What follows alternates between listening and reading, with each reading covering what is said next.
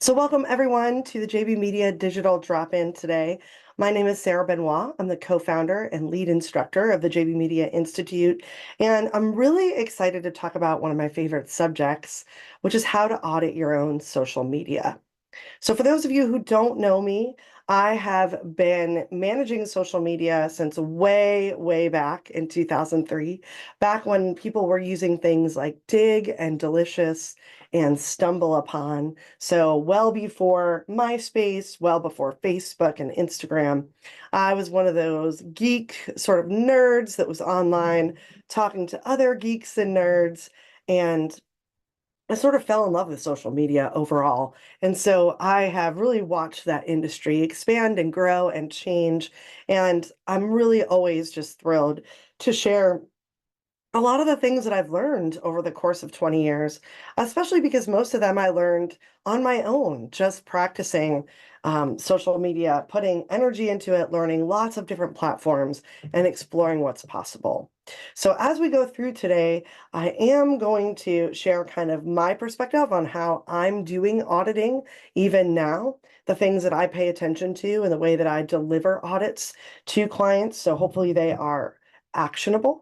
But I want to encourage you, please hop in, like I said, to the chat or the Q&A and ask any questions about how you can apply this to your own process, because I think that's where, even though we're all doing some level of social media auditing and evaluation, we all kind of do it a little bit differently based on our needs, based on how we define success, and based on what our goals are. So even though we are doing the same thing, we're not always doing it exactly the same way. And I don't think there's really a right or a wrong way. I think it's really about what fits into your workflow and what helps you move your social media marketing forward and what allows you to really learn from what you've been doing, and take that knowledge and then do better, right? Increase engagement, increase your followers, whatever those goals are going forward into the future. One of the things I want to highlight before we get started is essentially that we are the producers of the DIY Tourism Marketing Conference here in Asheville in November. And we are going to be doing a 2-day deep dive on all things digital marketing related. So if you're interested in coming to Asheville, you can check out our fall sale.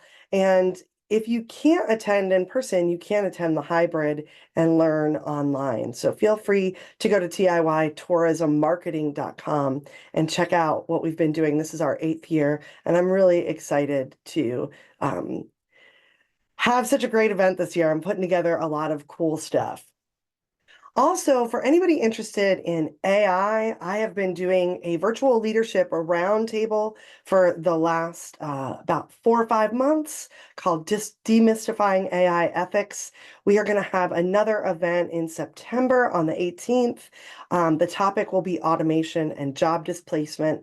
So essentially what we're doing is meeting up, talking about AI ethics, and really looking at some of the big questions that are coming up around artificial intelligence and kind of sharing experiences, ideas, questions as a small group. So if you're interested in joining us, you can use this free code, JB Media Friend, and attend for free. We'll also have one in October and November on different subjects.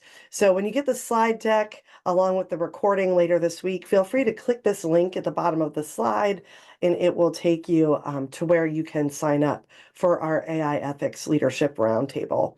And this is something I've just been doing, not really as a class, but more for us to connect and share ideas and learn from each other, because most of us are learning right now. As we are doing our jobs, we're having to explore all sorts of new things in relationship to this topic.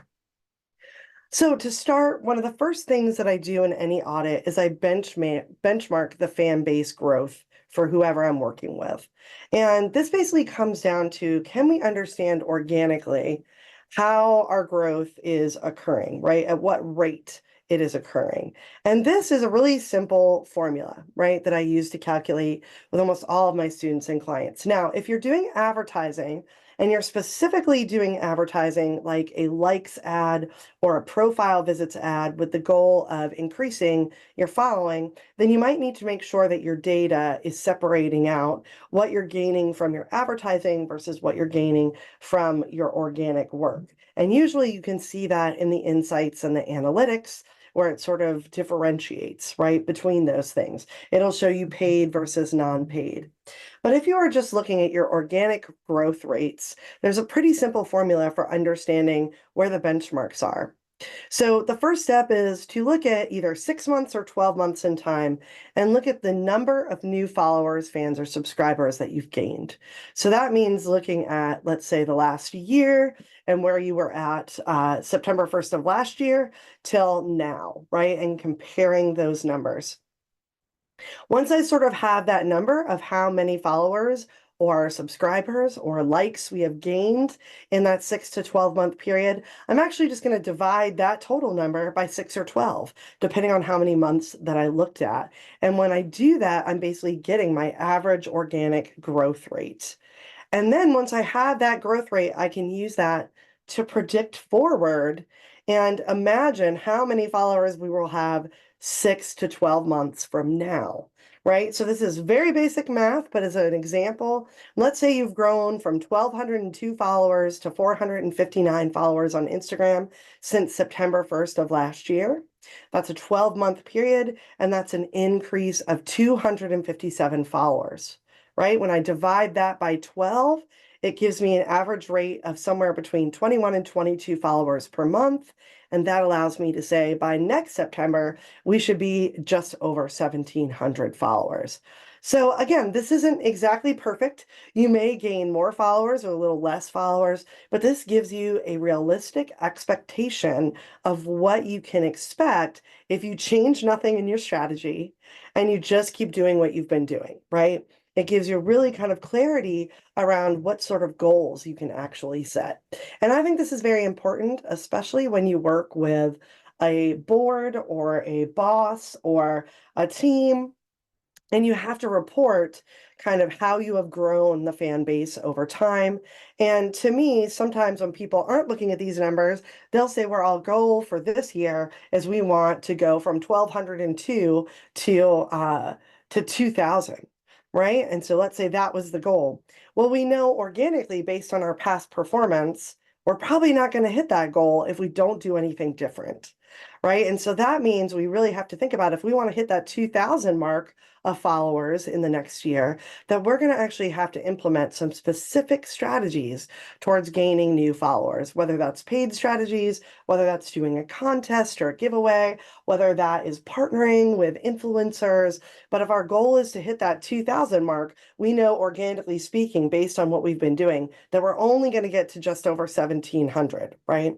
So this just allows us to be really realistic and to really set goals appropriately and know when we're setting goals that are going beyond what would be typical or the average, that essentially we have to put in the work, right? And we really have to think about how we're going to generate these new followers. One point I want to sort of put on top of this is a lot of times when we are doing different types of content, we kind of think all content could potentially bring us new followers, and that's not necessarily true. So one good example would be I've worked with a lot of people that are boosting posts, and they've been boosting for 6 to 12 months, and they're saying to me, we're boosting, but we're not seeing more followers. And the issue for me is that, when you do an ad, like a promoted post or a boosted post, these things are actually for engagement. They are not created specifically for increasing your fan base, right? So you may get a lot more engagement on your content, but that doesn't necessarily always translate automatically into new followers or new likes. So we really want to understand, especially when we're paying for advertising, which types of ads are really there to potentially grow our fan base, which types of ads are there to keep people engaging with one piece of content, right on the platform, right? And so, especially in Instagram, if I'm promoting a post, it's actually quite a bit of work for the Instagram person to click on our little logo or profile image, go to our profile, then click on the follow button. We're asking them to kind of do a lot of work. So we need to give them maybe some more incentive to really gain traction when it comes to growth of our audiences. The next thing that I really focus on, and actually, Aaron, I see your question here. How can you find the past follower number if you weren't already tracking it? So I'm not sure which platform you're talking about. Hopefully before the end of the call today, I'm going to hop on to Meta Business Suite. But if you're talking about Facebook or Instagram, it's completely built right into the insights in your Meta Business Suite. Or if you're just using Facebook, you have insights in the professional dashboard. If you're using something like TikTok or Pinterest, or LinkedIn, or any of these other types of platforms. Essentially, when you have business accounts on most of them, and some of them when you have personal accounts, you're able to actually get free insights and analytics. And almost all of those things will give you your number of followers or likes or subscribers, whatever it is, and it'll allow you to see over time how many new people you have attracted. You usually have a little calendar button. You can adjust the data to show you 6 months or 12 months. It depends on kind of which platform you're in, how long they'll let you go back. But all of that is typically available for free inside of social media analytics and insights, depending on which platform you're talking about. And again, the only exception would be if you are doing social media and using a more personal account, sometimes those accounts don't have tracking. And then unfortunately, you just don't have access to these things. But if you are using social media from a business perspective, especially in the Meta world, the Meta Business Suite gives you all of this built right in for free. So if that doesn't answer your question, let me know if there's a specific platform you're wondering about. Now, the next place that I go to when I'm auditing social media is really digging into the content, because a lot of times when we're auditing the social media, one of the things we want to understand is what content is really working. What is really the thing that is bringing us the most attention, getting us the most engagement. And so it's important to understand how you define a great piece of content, because when you hop into any of your insights and analytics on social media, you're going to see there's tons of different pieces of data. But I really like to focus on first highlighting content that has really reached what I call, this definition of great or successful. Right. So when it comes to what does that mean for content, you'll see a lot of content. There's different things we can see about it. How much reach it has, how many reactions, how many comments, how many shares or sends, if we're talking about something like Instagram, how many link clicks, how many views, how many saves, right? And so all of these different pieces of data are associated with each piece of content that we've created, whether it's a post, a story, a video. Any of those different things are usually inside of your insights and analytics, and they will have this type of data attached to it. So when I want to look at really where are we getting the most kind of bang for our buck, right? The most kind of bang for our sweat that we're putting into creating content on a regular basis. For me, I want to see which pieces of content first have 4 or more of these, right? So this means they had a high amount of reach, they had a number of reactions, they had a number of comments, and maybe they had a number of other activities, whether that's shares, link clicks. If we're talking video content, it might be views. So I'm really looking for what got everybody to do a number of different activities. That content to me is the gold content, right? We want all of our content to make people do all of these things, right? So to me, what I really want to sort of highlight first is which pieces of content created multiple activities. I consider those the winners. When I'm doing my audits, I often rate content as 1, 2, or 3 stars. 3-star content, which is usually a very small list potentially compared to the others, is really that content that created all of this activity and all of this excitement, because there was something there that inspired people enough that they did a variety of things. And I always highlight what content really created commentary, right? And conversation, because I know on social media, when conversation happens, on our content, we tend to see it really outperform other things. And so again, comments are kind of something I highlight overall. I'm always looking at which content created that conversation, that back and forth. But then I'm highlighting even beyond that, the things that maybe got comments as well as a number of other things that were standing out, right? That were outperforming the other types of posts that we put up or stories or live streams, whatever we did. So that's where I don't think it's as easy as saying, this got the most reach or this got the most comments or this got the most reactions, right? I really want to see something that created a bunch of different activity. And I consider that to be the top content that we want to sort of understand and dive deeper into. And we want to think about how we can recreate that experience going forward. I also, during this time when I'm reviewing content, I like basically looking at what types of media are working. And Aaron, I see your next question. How are you tracking reporting your 3-star content, pulling content into a spreadsheet? So for me, when I do audits, I build slide decks with visuals. I screenshot a lot of things. So it is a very manual process because there's no AI yet that I feel can do what I need done, right? Which is pull a bunch of data out of the insights or analytics that are currently on my social media and create a more visual kind of perspective. That's just because most of the people I work with, they don't want to look at a spreadsheet or some long written out document. They just want to see visuals of what worked and didn't work, right?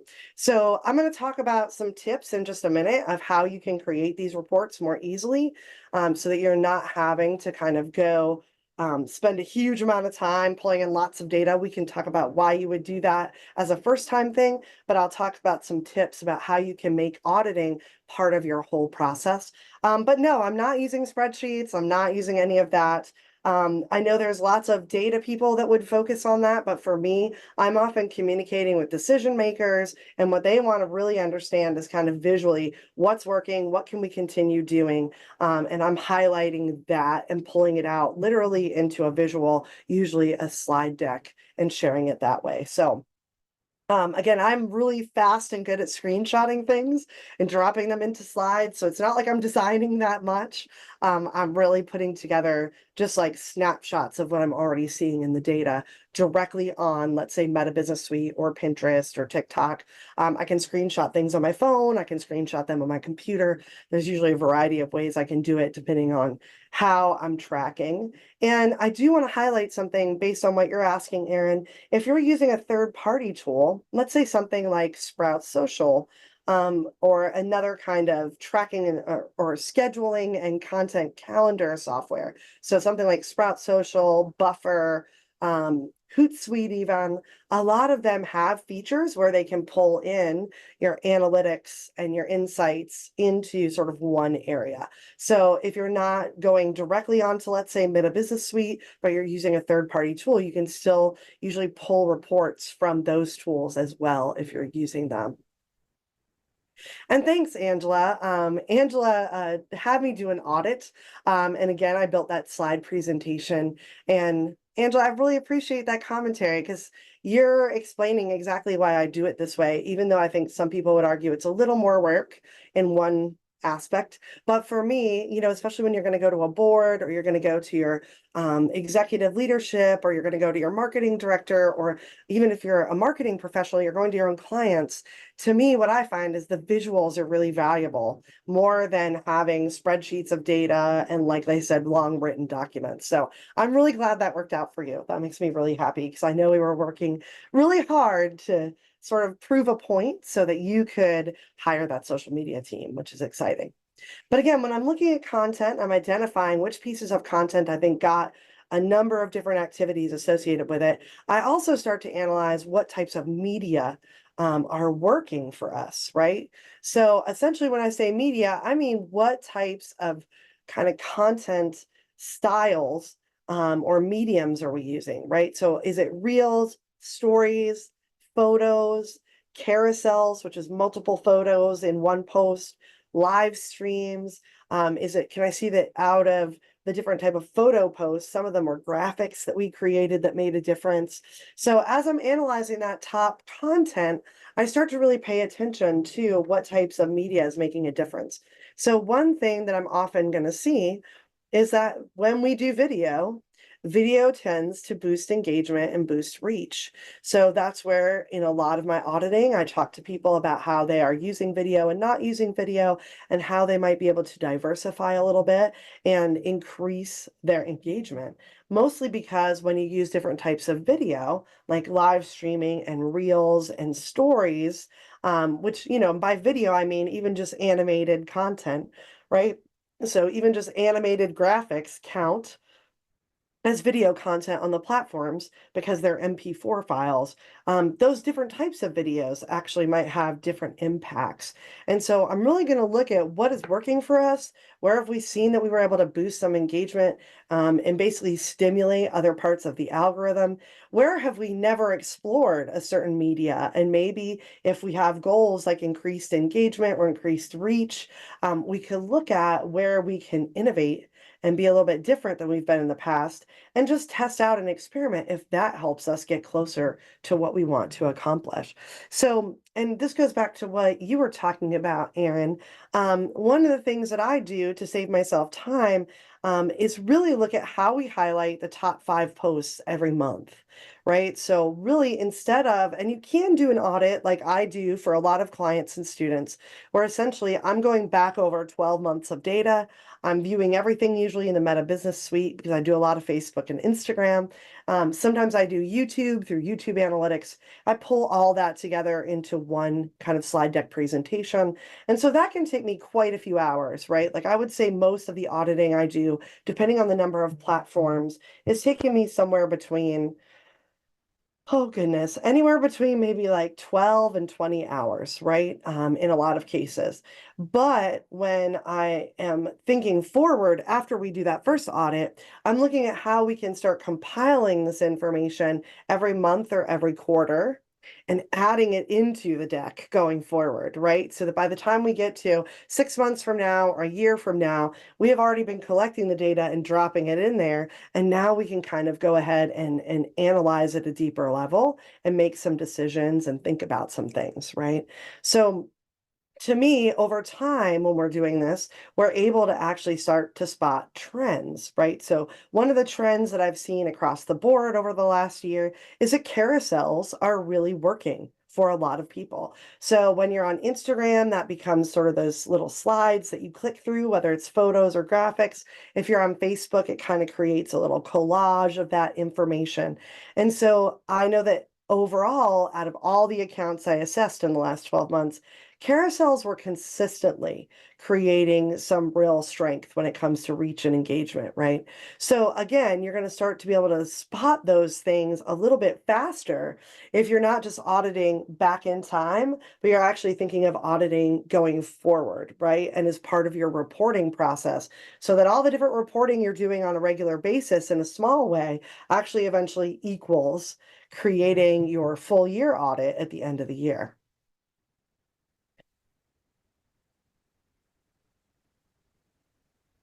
Now, this leads me to how you want to track trends over time. And this is really important because I think in social media, we can get very sucked into the idea of looking at things in small pieces of time or small windows of time.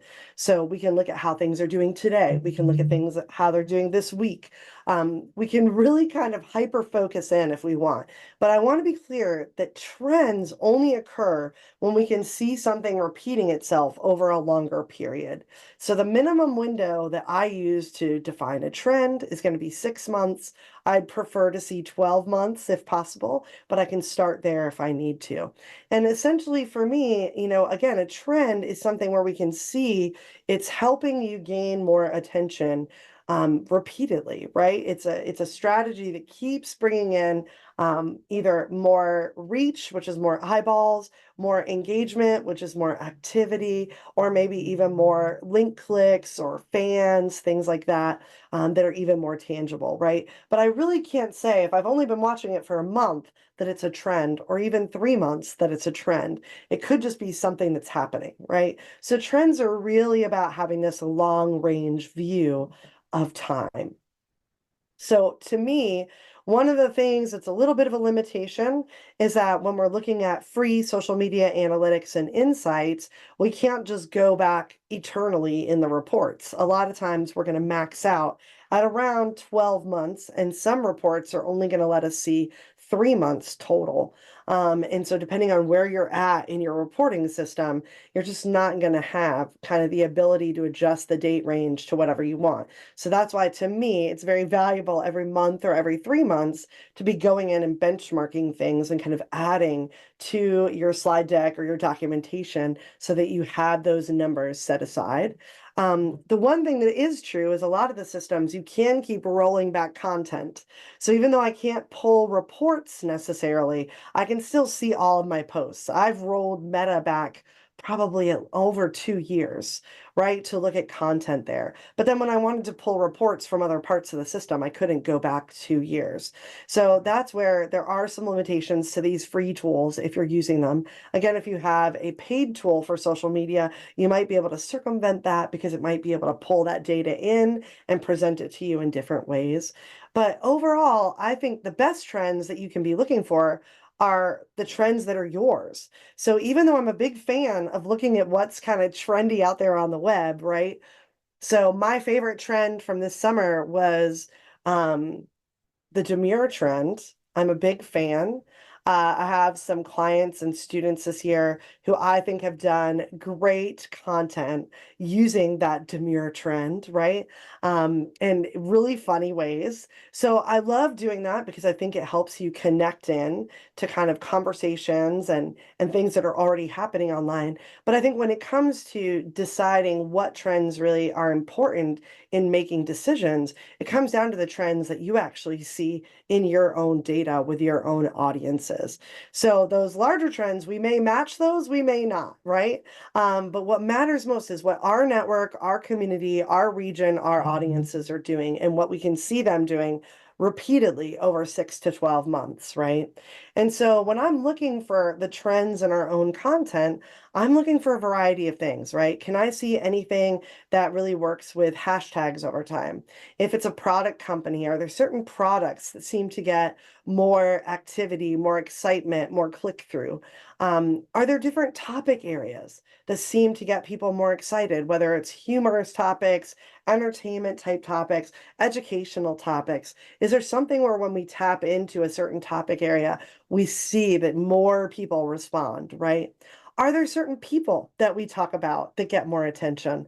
Are there certain tags, right? Using the @ symbol to tag our partners, our influencers, our local community members.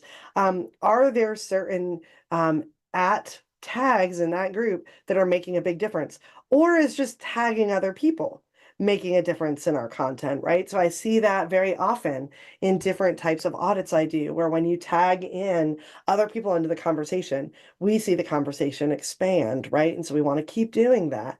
Are there different types of media, right? So can I see that when we do live streams, we get a big influx of attention? If that's the case, then we might want to make our live streaming more strategic and more consistent.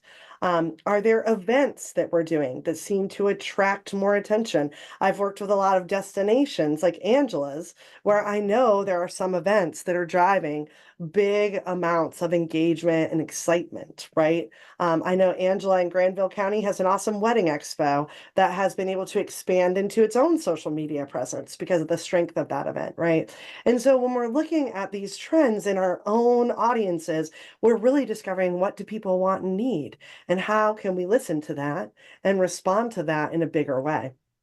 And again, I think it's really important to remember these trends are not trends if they're not going on for 6 to 12 months, right? And also you'll notice most insights and analytics pull out video content separately so that you can audit just the video content itself and do what I'm talking about, but just with your videos, right? So if I'm doing different video content, I might want to address different topics, different events, different people, different things very strategically from a content perspective. So over time, I can really see, when we talk about this attraction in our region, those videos do better. When we talk about this educational topic, people get more excited and watch more videos, right? So the videos themselves can be sort of an internal piece that gives us even more insight into what's trending with our own audiences. Of course, inside of insights and analytics on social media sites, you're going to find there's a lot of information about your fan base, just from a basic demographic perspective. And so I always benchmark these things so that we can talk about who are the followers and fans that we currently have, right? So the basic demographics we're always going to find are gender, age, and location. And I look at this from a couple different perspectives. One is I love to highlight the top 10 locations that our fans are coming from. I want to think about whether or not these locations make sense, right? Especially if I have multiple places in the US that they're coming from. Are these our target areas? Does it make sense that our fans are from these areas? Are there any areas or regions that are totally missing where we're like, it doesn't make sense that we have nobody connected to our Instagram in this city, right? They're really close by and we should have some followers there. Are there any areas for growth? Or are there any areas of high saturation? So if I know that we are really, really popular in two major cities in our region, but we're not really popular in some of the other small towns, I might actually strategically think about how I can create content that would be more enticing to people in those small towns, right? Because we've already got this big audience of the two cities. We now need to spread out and gather more people into our fan base. So locations are a great way to kind of look at where are we at? What have we accomplished? Where can we open new markets? And the same thing comes from gender and age, right? So, are there age groups or gender splits and percentages that make sense to us? Or are there things that don't make sense? Is there any room for growth and how can we do that? So, again, when we're creating content for social media, we want to be specific. If we want to increase more women in our fan base, we want to start talking to more women and getting more women to engage. If we want people who are younger, let's say between 25 and 35, we want to grow that part of our fan base, then we're going to need to create content that speaks to those people. And that might even inspire us to choose the new medias based on that data. So if I can see that we don't have a lot of people in a younger age group, I might start doing more reels. I might start doing more stories, right? Things like that. So really using this data to kind of make decisions about where are we already winning, how can we continue to win in those places, and then if we want to open up some new markets, new audiences, and grow in different places, how can we strategize that as well as part of our content strategy? And I think this also helps you choose partners and influencers, because when you choose those people, you really want them to be targeting either an existing group of people that you know love what you do and bringing in more of them, or maybe you want those partners or influencers to actually open up a new market or a new audience. And so I think looking at this data can help you decide where do you need that support, and that will help you choose the right partners and influencers to accomplish those goals.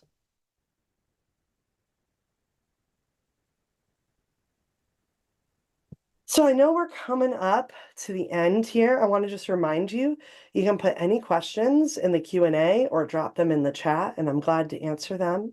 But I wanted to give you a few pro tips around auditing. And again, just so you know, as I've built this slide deck, I really thought through the different sections of my own audits and how I pull that data out of Meta Business Suite or another system and utilize it.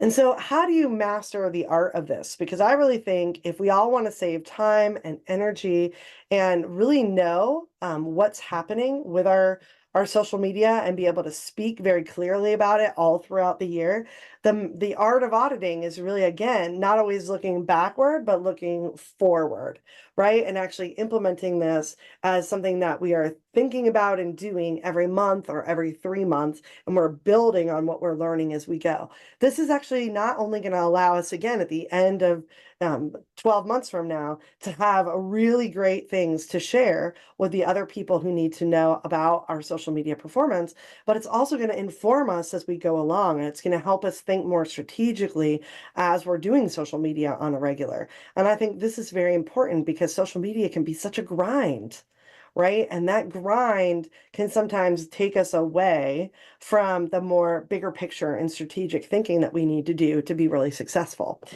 Social media is always a moving target. So it is supposed to be about not only producing content and distributing content, but listening and responding with our content. And so I feel like this art of auditing and looking forward as a process really allows us to think about how we're doing that, how we're participating, listening in conversation, and learning as we go and adjusting what we're doing. So creating a reporting template for repeat use. Again, for me, this is a slide deck. It's where I'm gathering screenshots. Sometimes I don't even have time to fully analyze the information, but I'm at least grabbing the screenshots of the most important things, the most successful pieces of content. Maybe I'm benchmarking where we're at in the number of followers or subscribes or likes. Maybe I'm also grabbing a few screenshots of the charts showing the genders, locations, and age groups that we're engaging at this time, right? And sometimes you'll see Meta especially will give us the difference between people who are just our fans, they're following or liking, versus people that are actually engaging with things, right? And so sometimes people who are engaging are not part of our fan base yet. So creating something where you can drop that information, whether it's a doc, whether it's a slide deck, whatever it is that I think makes sense for you. And I see we've got a question in the Q&A. So give me just a moment to see if I can pull that up. For some reason, it's not popping up for me. And I'm going to come back to our pro tips here. All right, and so Sherry, I see, is Facebook penalizing businesses for posting links to websites and pages and their information? Does posting it in the first comment get around that? So really quick, just to answer this, Facebook is not necessarily penalizing pages for posting with links. I think that's kind of a simplification. Now, we have to understand that Meta's main goal is actually keeping people in the app, engaging with the app. So a lot of times we will see that anything that's going to create engagement in the feed or engagement inside of the platform, it is being prioritized in some ways. But that doesn't mean that you're being penalized when you're including links and different things. I think it's really about how engaged is your audience, how active are they? If you just keep posting different things with links and nobody's ever clicking on them and nobody's ever engaging in the content, then you're kind of just putting content out into a black hole, right? And Facebook is not really going to adjust the algorithm unless people start engaging with that content and actually engaging with the links. So if more people engage with the links to your website, then those are going to actually show up higher to more people and actually succeed. So it's all about the level of engagement. If you are not getting people to click on links and engage, then in my opinion, you need to work more on getting your audience activated and really engaged inside of the platform. And then you can go back to including links with different things. I wouldn't necessarily put links with every single post. I don't necessarily think that makes sense. And I also don't think that putting them in the content makes a difference. The artificial intelligence is a very, very smart. It knows when you put that link in the comment, it knows that you did it, and it knows that you're trying to get people to click over to that link. So I don't really think it's hurting you, but I don't think it's helping you either. I kind of think it doesn't really make a difference, right? And it comes down to if your audience is not already excited, engaged, having conversations, clicking on things, just continuing to post and post and post with those things out there isn't going to change that, right? And so how can you think more deeply about how you get people to be so excited about your content that they'd want to click on those things? Turner, is it detrimental to posting daily on social media platforms? I'm worried we may be posting too often, causing more unfollows than follows. So again, this is something you can look at in your data. And just to show you all while we're taking a break here, if I go into my business page on Facebook, and let me see if I can get it to let us go in there. It's like every platform today is acting a little strange. So let's see if we can pull this back up. Google and Facebook today are a little strange, but essentially I'm going to show you where the insights are. And you should be able to, inside of the insights, and of course I have to switch over to my business page to access the insights.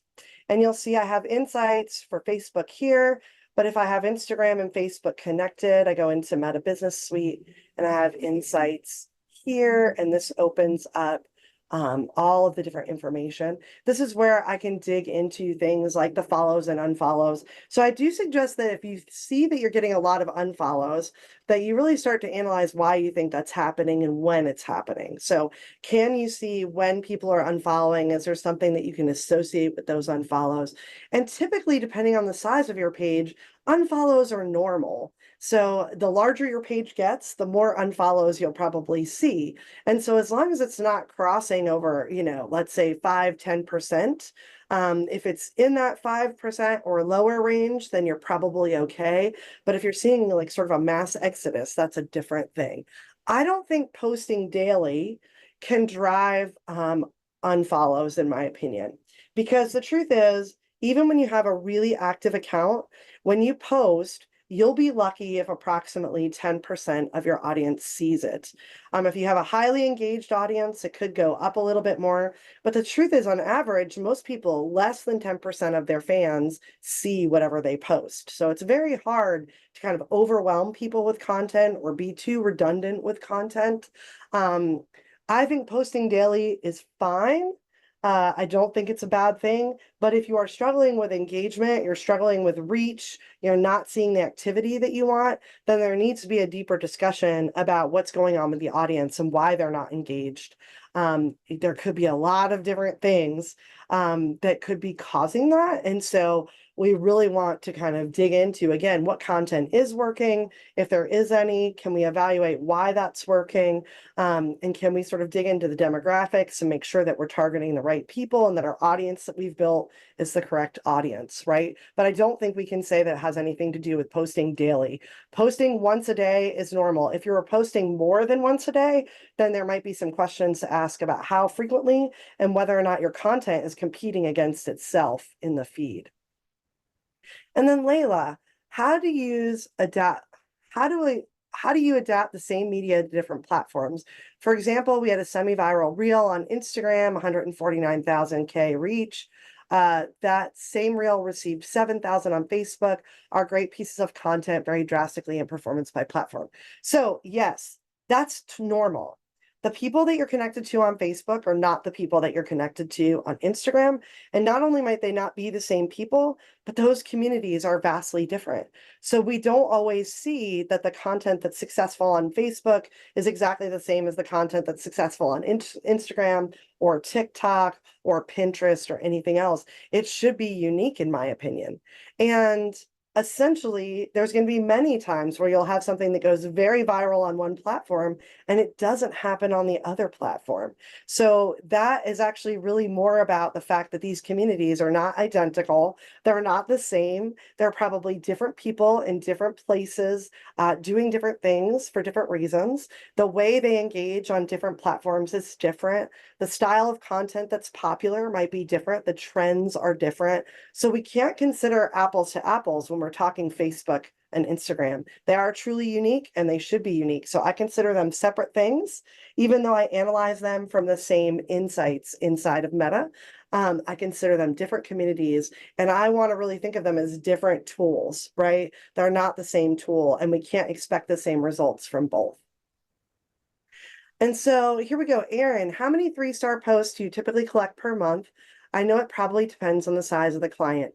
So when I'm just collecting kind of top content, like I said, it's easy to set just a number to it. Maybe 5 posts a month is what I look at. I could collect 10 and then score them in 1, 2, or 3 star. We may not always have 3 star every single month, so I don't want to promise you that you will, right?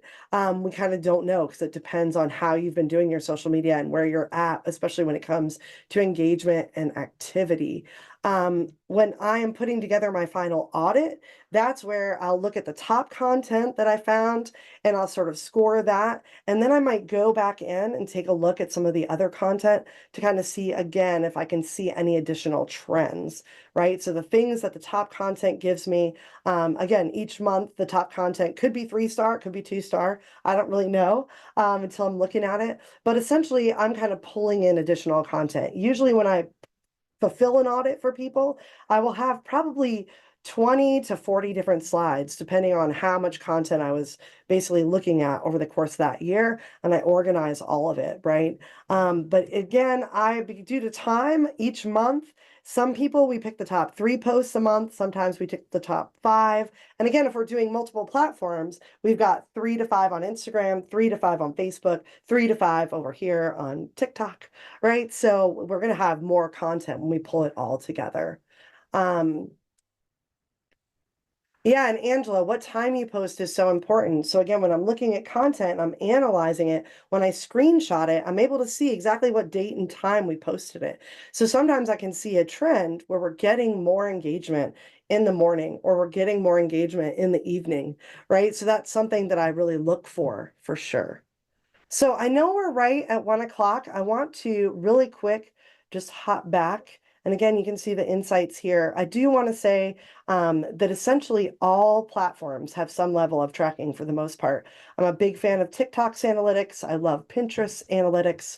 All of those things are really strong and offer you a lot of the same things that Meta Business Suite does. But just to go over sort of these pro tips, create a reporting template that you can use repeatedly. So have something where you're dropping in those screenshots and those notes that you make from your evaluations every month or every quarter.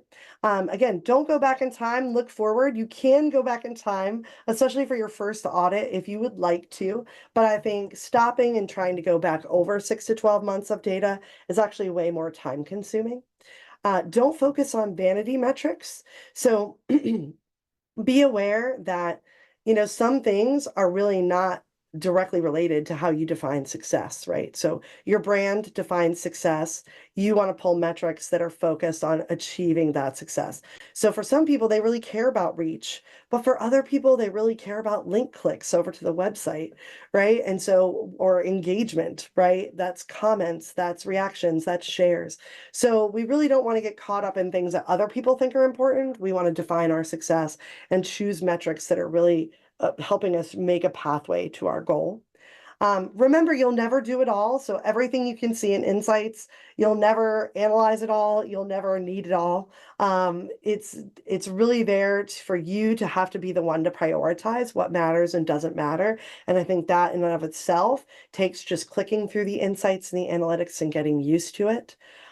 Continue experimenting, listening, and evolving. So if I'm looking forward and I'm benchmarking things on a monthly or quarterly basis, I can actually sort of take that information, especially if I've set aside an hour or two to really look at it and maybe organize it into my document or slide deck. That can help me for the next month or the next quarter to make some decisions about how we approach the content. Maybe we need to do some extra reels. Maybe we should do more stories. Maybe this topic did really well last month. We should talk about that topic again this month in different ways and continue to engage people. And then when it comes to those larger trends, like I said, that our own trends might match sometimes, those larger trends are really great ways to join conversations that are already happening. So I use that example of my clients and students who've been using that demure trend. And if you don't know about that, Google it. But that demure trend is something everybody's been talking about. Everybody finds it really entertaining. And so we saw great posts where that trend was used to kind of enhance our own audience engagement, make people kind of connect to something they're already seeing other places. And it just makes our content more relevant and more interesting and kind of brings us into the larger community conversation. So to wrap us up, and I'm going to stay for more questions if you have them, but to wrap us up, one of my favorite quotes that I've used in a lot of my classes from Jonah Sachs is good marketers see consumers as complete human beings with all the dimensions real people have. So one of the things I just want to remind you is in technology, we tend to use the word users. We tend to describe people in that way, which I don't think makes any sense because there's very few places outside of technology where the word users is a good thing. Really, let's remember that all the data we look at is actually people. And it's the people that we care about because it's our customers, our visitors, our donors, our clients, our community members, right? So, really remembering that every time we're looking at the data, we're actually talking about people. So again, I'm going to stay for a few minutes in case there's other questions. But for those of you who have to get on with your day, thank you so much for joining me today. I really appreciate it. You'll get a copy of the slide deck and the recording, like I said, by Friday morning. And you can contact me anytime. Follow me personally on social media. Consider me a resource. And again, if you're interested in learning with me, you can check out the DIYtourismmarketing.com website to learn more about our conference. You can also check out our website, jbmediainstitute.com. But again, I really appreciate y'all being here. Thanks so much. Thanks for all the comments. I'm glad this was helpful. Again, I feel like social media can be really overwhelming sometimes, and it's good to just have kind of a guide and a plan, and also to really look forward to building your audits and your information so that you have it all at your fingertips and you can make better decisions and you can really do what social media is about, which is be in conversation with people. Be listening to them while you're also putting content in front of them. But again, thanks so much. Have a great rest of your short week. And I hope I will see you at our next digital drop-in in October. And again, if you'd like to stay, I'm going to keep answering questions. And thanks so much. So, Aaron, I see your two off-topic questions. How important do you think stories are to an overall Facebook and Instagram presence? It's been an afterthought for you, but you're thinking you might need to spend way more time there. So, I really think that is about kind of looking at the data and understanding your own goals. So when I'm working with students or clients that say to me, our engagement is dropping, we're not getting as much engagement on our reels, or we're not getting as much engagement on our posts these days. How can we circumvent that? Or maybe I'm talking to them about their audience fan base, and they say to me, we're doing really great in the 40 and 50 and 60 kind of range for people, but we're not seeing many young people. And we definitely want to bring in more people in their 20s and 30s. That's where I'm usually going to consider whether or not stories has value. Stories is a different part of the algorithm on both Facebook and Instagram. I also think it appeals to a different type of audience. And it doesn't necessarily mean that the audience is always younger. There's plenty of people my age using stories and watching stories, and I'm almost 50. So it's not like it's all just younger people. But I do think there's like sort of a different flavor to that content. There's a different sort of style to it, and it attracts not just often a younger audience, especially the digital natives who are more familiar with the story styles of content, but the older people that it brings in are often people that you're not connecting with in the feed, right? Because their brain is just different. They just prefer that stories experience, that multimedia experience, and that short sort of way that you're just getting kind of pieces or nuggets of information. It's also on Instagram where live streaming kind of occurs, right? So the live stream option has been built into stories there. And so I think that can really open up a new audience of all sorts of different people. And so to me, it's really about what are your goals? Are there things that you need to accomplish, especially when it comes to engagement and being seen more in the algorithms? If so, then stories might be valuable. Same thing on YouTube. Whether or not you should go into YouTube Shorts, I think has to do with whether or not you want to expand into the algorithm in a new way, and you are looking to potentially attract people that you haven't been able to attract through the traditional feed. But do I think you have to do it? Absolutely not. I think that when it comes to social media, especially if you're managing your own social media, if you're a one-person show, it's really important to realize you only have so much time in the world. So that's why auditing can be really valuable in figuring out what's working and what's not working, and then making decisions from there. And if I, work into breaking open a new audience, breaking open a new media, breaking into different topic areas, I'm actually strategically making that decision. I'm not just doing it to do it, right? It's because I looked at the data, I can see what's working and what's not working, and doing that might actually solve a problem and help us accomplish a goal. So that's where I think it's not you absolutely have to do it. I think there's lots of us who don't engage in stories very much, and we're still successful on social media. We're still accomplishing what we want to accomplish. And then Kelly, do I help people just beginning this whole social media adventure? You're 52 and a complete newbie to this whole world. So yes, I run a program called the Content Strategy Roadmap. That's where we focus in mostly on Facebook and Instagram marketing, as well as advertising, as well as SEO, Google Ads, some, kind of video marketing strategy, partnership marketing. And I have a whole program. It's $99 a month. You get weekly coaching calls with me, and you get a bunch of online classes that you can watch. It's usually really helpful to anybody starting out. Although I will say, if you haven't even created your social media accounts yet, it's not that beginner style. So, but you could come to coaching calls with me.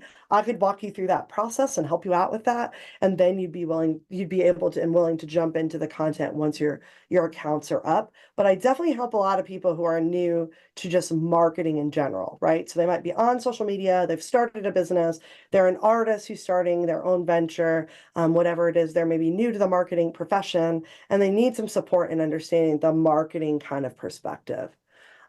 Jim, are there some paid tools that reveal more information?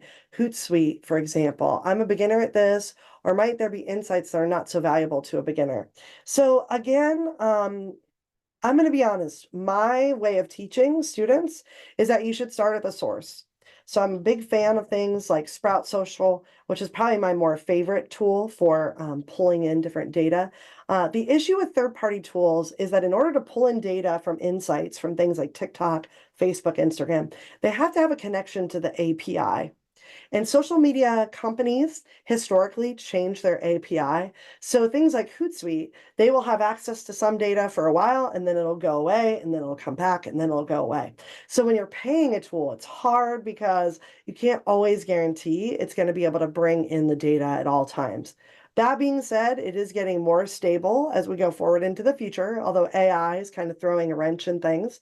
But my suggestion to most of my students is when you want to learn it, that you learn from the source, that you actually get on Meta and you look at the insights and the analytics there and you learn to understand them. Then when you get a third-party tool that connects to Meta, you have a very clear knowledge base around what this information is, right? And so I would suggest that if you're newer, that you don't just jump into paid tools that are third-party, that you actually use what the actual platforms you're using provide. So I don't know what platforms you're on. If it's, Facebook and Instagram, the Meta Business Suite is your number one place to start.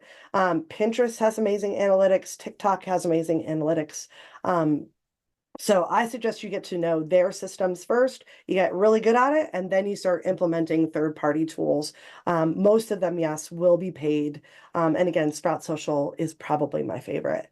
And then Aaron, do you recommend trusting Sprout Social's best post times or using different data to choose those times? So I do think there's some value in utilizing what Sprout Social is saying. Historically, Meta Business Suite has also made those suggestions when you're scheduling, although they've had some problems with their free system in showing those times correctly. I think with Sprout Social, it's more reliable because they are a paid tool and you pay a decent amount of money to them. So I do think they are crunching that information that they're pulling in. Of course, keeping in mind the API connection can change at any time. It always depends on what the relationship is between the tool and the original platform. So you can't always just like 100% promise it's going to be perfect, but I think Sprout Social is fairly reliable. All that being said, I do think using that information is helpful, especially because it's more geared directly to you based on your data. What I don't think makes sense is listening to somebody who's just randomly writing a blog or randomly giving a talk on YouTube say that the best time to post is Wednesday at 4 or Friday at noon or whatever it is. Because anytime somebody out in the world says it's the best time to post and everybody hears that, it becomes the most competitive time to post. So where I think Sprout Social is doing it right is they're looking at how active your network is, and they're saying, most of your fans are active at these times. And so I do think that can be valuable. But I do think you want to keep watching the data though, right? Because sometimes that stuff proves to be true, and sometimes you find out it's not really true, again, because of the competition. So oftentimes those systems will tell us this is the best time to post. It's when most people are active, but that's when most people are active, right? And so we have a lot of competition at those high times. If we post in some off times, we might actually have less competition in the feed, and we might see that our engagement goes up. And yeah, Kelly, so you've created them, but you don't have anything on them yet. So yeah, I mean, I would love to talk to you more. I'll put my email in the chat and you can feel free to reach out. I'm actually taking new students into the content strategy roadmap right now. Again, it's $99 a month. You can subscribe for as long as you want. And I have weekly office hours. Even in September, every week I'm meeting with folks. So I can help you kick off your marketing if you've got those things set up. And you can learn a lot in my online classroom around just like the basics of social media strategy and social media digital marketing in general, because really what my classroom is about is building your own content marketing plan. So again, if there's any other questions, I think I have gotten them all. Let me check the Q&A really quick, because I love answering a lot of questions like this. I really appreciate it. All right, there are some things in there. So Turner, what's your opinion on cell phone content versus high quality media shot with professional equipment? Sometimes I feel like cell phone content looks less like an ad and is more appealing. At the same time, higher quality content sometimes is a bit more scroll stopping. So social media, you should be doing both. You should be doing DIY content, and occasionally when you have the money, the budget, the resources, you should be doing maybe some higher quality content. I don't think there's a right or a wrong. I think that social media actually demands that you have both perspectives. Most people on social media don't want brands to just look commercial and slick all the time. It makes them less trustworthy. It brings down the authenticity or the trust overall that what you're saying is true and what you mean, right? And really telling an actual story.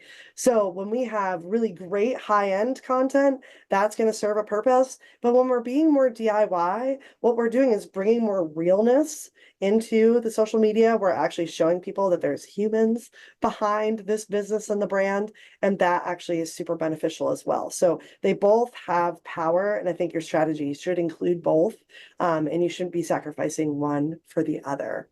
And then, Jim, are there some paid tools that reveal more information?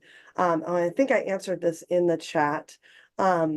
But yeah, again, most of the paid tools are streaming in stuff from the analytics and insights that are actually on the platform. So they might be presenting it a little bit differently in different graphs and different visuals, but they're not actually it's not like they're able to gain more data from Facebook or TikTok or Pinterest or LinkedIn that you're not already seeing, right? And that's basically a privacy and security issue. So yeah, thanks, April, for letting me know to check on that. And the Q&A, just like I said, I am using the captions right now. It keeps blocking out a couple of the tools. But again, if there's any other questions, feel free to jump in. But I know we are past time. So thank you all so much for being here. I'll be sending out the recording and the slide deck by Friday morning. My email is in the chat. It'll also be available to you in the slides. And feel free to consider me a resource and reach out with any other questions that come up. But thank you all so much for joining me. I'm always so grateful that so many of you come every month and connect in. And yeah, I'm always here to help. Don't Google things for hours and hours. Always just shoot me an email or shoot me a DM. And I'm glad to provide any resources I can. Have a great day, and I hope to see you the first Wednesday of October.